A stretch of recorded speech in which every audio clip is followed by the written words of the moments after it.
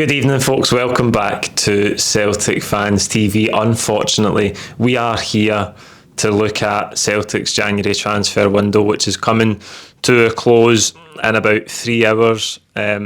So far, we've got one official player over the line, and Nicolas Kühn. Adam Idah is about to join him, and there's been a lot going on this week off the pitch in terms of transfers. Not as much as we would hope, certainly in terms of inward-bound transfers, but it looks like in the last couple of days, a lot of movement, particularly out of the club. But we are here, ruin another January transfer window, an all-timer.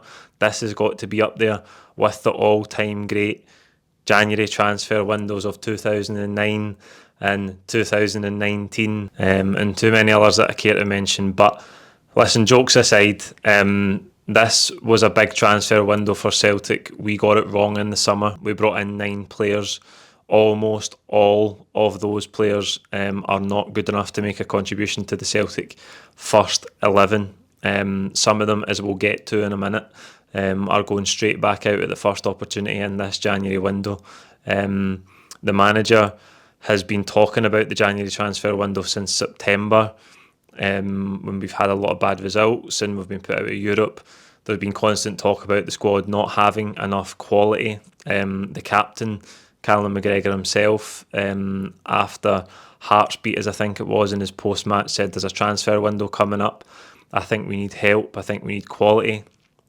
So it was clear to everybody, the recruitment team included, that we had to get this transfer window right. And I have to be honest, even by Celtic standards, I'm astounded by how bad it has been. Nicolas Kühn came in around about the 17th, 18th of the month, I think it was. But already people had started questioning the lack of activity. And the more optimistic or naive, whatever way you want to look at it, among the support told us that it was early. There's still a week left. There's still 10 days left. Still a fortnight to go. Maybe those people are still saying there's still 3 hours to go as we sit here recording this. But the top and tail of it is the recruitment team have failed. They have failed to bring in the players that we needed, the quality that we needed, the quality the manager has banged on and on and on about. And it's going to be really interesting to see Brendan Rodgers in Friday's press conference before the game against Aberdeen. And I fully expect him to lecture us about how difficult business is to do in January. And listen, that may well be the case in some deals, but there's no excuses. We could play bingo. Get your bingo cards at the ready for all the excuses that we've heard season after season after season about why Celtic fail in January transfer windows, and in just about every transfer window. To follow the summer up, as I say, with a window like this is absolutely unacceptable. There has to be accountability for why Celtic can't identify players and can't get deals done. I'm sure there's lots of excuses about wages, about transfer fees, about the weather, about nobody wants to play in Scotland. We're never finished hearing the excuses as to why Celtic can't get the right players in. But at the end of the day, we're left with the results of that. We can see the players that have come in the summer. Most of them weren't good enough. And we see the lack of business this window. And that is the results that we're left with. That is what the recruitment team is judged on. It can't be judged on the excuses as to why they couldn't do deals, and why it should be accepted that we can't get the players in, we can't get the quality in that we need. I'm sick of it, but I fully expect to be sitting here in the summer and probably this time next year saying the same things, because the way the club is run, the strategy has always been like this for as far back as I can remember. Like I mentioned, 2009 when we brought in Willow Flood, right in the middle of a title race, we brought in Willow Flood for 50 grand. The window right before Rodgers left the club, of Jeremy Toljan, Oliver Burke, Timothy Weah. I've probably forgot one or two in that transfer window as well. The club's recruitment department is miles off it. It is so far away from where it needs to be. And if you remember when Brendan Rodgers came in, there must have been he must have been sold a dream about why he was coming back and what he was trying to do. He wasn't intending on going straight back into management in the summer. And when he came in, he was very complimentary of the new recruitment setup, and he said that he wanted to make the fans dream again. He cited Europe as the measuring stick, as something that he wanted to help the club make progress in. We haven't done that. And what we're going to find here is, regardless whether we think this squad is strong enough or not to go on and win the league, it's certainly not a good enough window to put us in a strong foot and going into that summer transfer window where we should be setting ourselves up once again at the start of a new season to be stronger and better equipped to play in Europe and try and make progress in Europe. But that brings us back to the problem. The Celtic board are not interested in making the club better in Europe. That is what this always comes back to. We are doing as little as we can to get by and stay ahead of Rangers domestically. There is no intention or ambition from the people who run the club to measure Celtic against their European counterparts who are of similar size, of similar revenue. We just want to have as little net spend as possible and stay 1 point ahead of Rangers. That's the problem with the strategy. We know that, and that's why this feels like Groundhog Day on another January transfer window as it draws to a close. And we spend all month, or we spend the whole first half of the season thinking maybe we'll fix it in January, and then we spend the whole first half of the month thinking that we're going to get players in, but we always end up back here underwhelmed, disappointed, let down by the club's ability, lack of ability to get the right deals done to bring players to the club that we're clearly crying out for. So there's a wee counter on the screen. It says 2 just now because I'm basically counting Adam Idah on loan for Norwich as over the line. I think the club are just putting it off to announce it because they know people aren't going to be happy about it. And rightly so. Listen, I feel sorry for Adam Idah because he's coming on loan for Norwich, doesn't have a great goal scoring record, doesn't have a great injury record. He's Norwich City's third choice striker this season. He's played a bit part off the bench at times. I know that Kyogo's the number one striker, but is that the kind of quality we're looking for? We've got a backup striker in O who will come back from the Asian Cup in a couple of weeks' time. Can we categorically say that he's a massive upgrade on O? I don't think so. I've seen him a couple of times for Ireland. I don't think... Listen, he might be better than O. I think he's got different attributes to O, maybe a bit more speed, maybe a bit more power, but that is not the kind of quality that's going to take Celtic forward. And the icing on the cake is it's a 6-month loan deal without an obligation, without an option to buy. So that smacks of desperation. That looks like a club who have failed to get any of their targets in that position this month, floundering about in the last couple of days to get any old loan deal over the line. Left back is the other position that we're still linked with. Players on. Leivin Kurzawa has been mentioned in the last couple of days for PSG. Once had a big run-in with John Guidetti. I don't know if you remember that, but Kurzawa on 100 odd grand a week on loan to Fulham last season, barely kicked a ball, has barely kicked a ball for about 3 seasons. 31 years of age. Again, whether there's anything to that, we don't know, but it looks like floundering around in the last few hours, last few days, looking for any old transfer to fill a jersey and help us stumble into the next transfer window where we'll probably make the same mistakes within the same setup. So I'm sorry, this is a huge rant, but if I'd done this video yesterday, I wouldn't have even been able to crack a smile or a joke about it. I needed talked down last night. This is a shambles, and in terms of players out, we're getting some movement there. David Turnbull's on the brink of a move to Cardiff City. I think his performance off the bench last weekend told you where his head was at. He looked like a player that had already checked out. A player in a huff about lack of minutes and not wanting to get injured so that he can get his move away. Best that both parties move on. Mikey Johnston is said to be close to a move to West Brom on loan until the end of the season. And Marco Tilio, one of those 9 summer signings from Melbourne City, has gone back to Melbourne City on loan. So That's where it's at just now. The counter has 4 players out. You know who they are. Adam Montgomery, Idah gone permanently, Kwon's gone on loan, and as I just mentioned, Marco Tilio as well. So before the end of the night, we might have Turnbull to join those, Mikey Johnston as well, which would take that up to 6.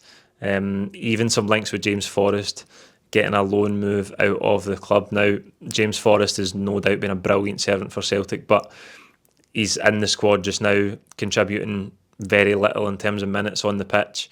Hasn't played a lot in the first half of the season in a big bloated squad. I think it's the right time to part ways there as well. I don't see a loan deal materialising this late for James Forrest, but it will be interesting if he does go out. That'll be Johnston and Forrest out on loan. Kühn coming in the wide areas. Goalkeeper, nothing on that. We've been linked with Kelleher for Liverpool for very loosely linked in the last couple of months. I see they rejected a £15 million bid for Nottingham Forest for him today, so that will be that dead in the water. Other left back links is Harrison Burrows from Peterborough. Apparently we were interested in him at some stage in this window. We're only just seem to be finding out about that now, but apparently it's been dead in the water since earlier in the window. You've just got to laugh, haven't you? You've got to laugh at how much a shambles this is. In fact, I'll change that counter to 5 out now because the club have just confirmed that Mikey Johnston has officially joined West Brom on loan until the end of the season. I've put something in the banner going along the bottom of the screen for you to rate Celtic's January transfer. Don't laugh. For you to rate Celtic's January transfer window out of 10. So have at it and put your ratings in the comments below. If I was to give it, I mean, I can't bring myself to give it anything more than 0. Maybe a 1 because we get Kühn in and we've got 4 or 5 players moved out, but we are way short of where we need to be.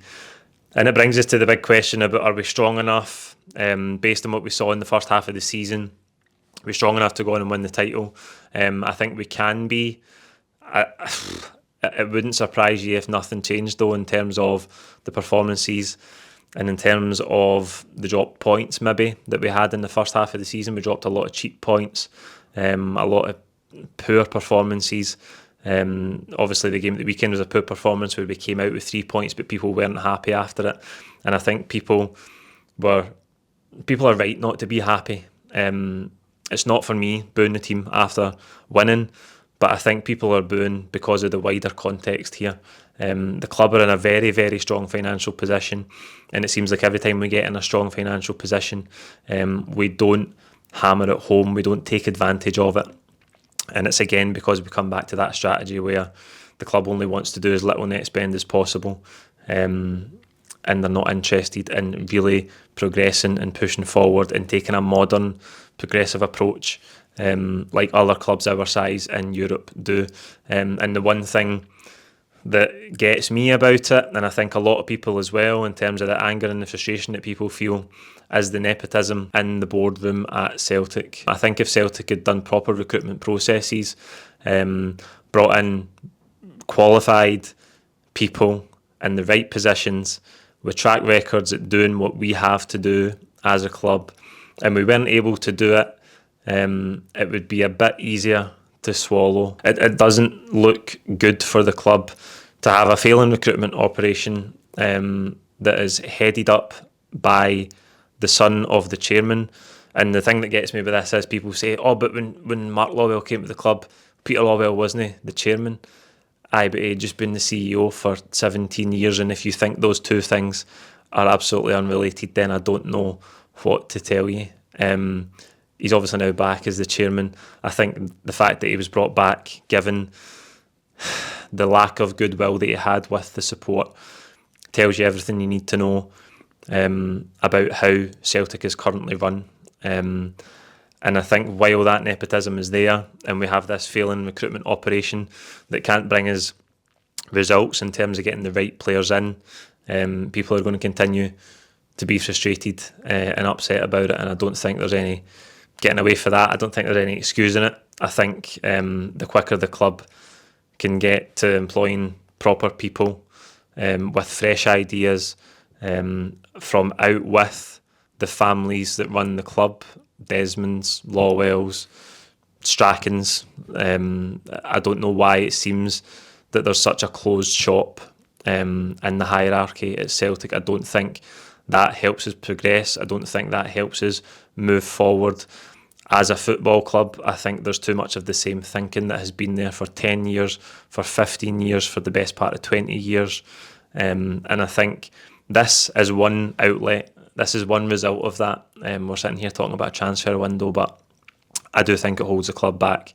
Anyway, I digress on that for the minute. Will we get a left back in? I would severely doubt it. Greg Taylor got injured, and then all of a sudden this pursuit of a left back stepped up. I don't think we will get a left back over the line. And is it a left back rushed at the last minute on loan that we want? Is that going to be a sticking plaster, or is that going to solve any long-term problems? I think we all know the answer to that one. So to round us off, before I let you go and leave your rating, don't forget, out of 10 in the comments. To round us off, this transfer window is shocking. It's really, really poor, and I think the people involved in the recruitment operation at the club have to answer for it, specifically off the back of that summer transfer window, which was so poor. We've tried to ship at least 3 of the players that came in the summer straight back out. Lager Bielka, his move to Lecce was cancelled because Carter Vickers is injured, which we're waiting with bated breath for news on, that Carter Vickers is injured again. Tillio's gone out, Kwon's gone out after that summer transfer window. You can't back it up with a transfer window like this. And I would say expect to keep your job and move forward and be the people responsible for growing the squad and getting the squad in the right position in the summer to go at next season. It's unacceptable. This transfer window is absolutely unacceptable. So there you go. I'll be back tomorrow with the starting 11 prediction for that game at Pittodrie against Aberdeen on Saturday. By that time, we will know for definite who's came in, who's went out, and I'll try my best not to give you another rant about transfer business, and we'll try and focus on the game on Saturday, and we'll also have reaction to Brendan Rodgers' press conference tomorrow as well. So thank you for watching. I hope I've made this transfer deadline day a wee bit easier for you. It's like therapy for me to come here and get this off my chest after ranting about it to my pals for a couple of days. So there you go. See you tomorrow. Thanks for watching.